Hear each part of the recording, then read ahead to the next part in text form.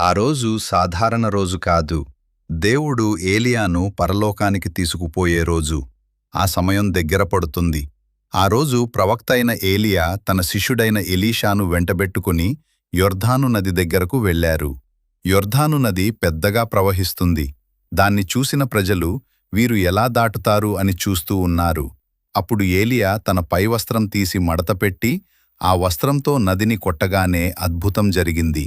నీరు రెండు వైపులా విడిపోయింది. మధ్యలో పొడినేల కనిపించింది. ఏలియా ఎలీషాలు పొడినేల మీద నడుచుకుంటూ నదిని దాటారు. కొద్దిసేపటి తర్వాత ఆకాశంలో నుండి అగ్నిరథం, అగ్నిగుర్రాలు కనిపించాయి. గాలి బలంగా వీచింది. ఏలియా తుఫాను మధ్యలో పరలోకానికి ఎత్తబడ్డాడు. ఎలీషా ఆశ్చర్యంతో చూస్తూ, నా తండ్రి, నా తండ్రి అని అరిచాడు. అప్పుడతడు ఒంటరిగా యొర్దాను నది దగ్గరకు తిరిగి వచ్చాడు. నది పెద్దగా ఉప్పొంగి ప్రవహిస్తుంది. ఎలీషా ధైర్యంగా ఏలియా వస్త్రంతో ఆ నీటిని కొట్టి, ఏలియా, దేవుడైన యెహోవా ఎక్కడ ఉన్నాడు అన్నాడు. మళ్లీ అద్భుతం జరిగింది. నీరు రెండు వైపులా విడిపోయింది.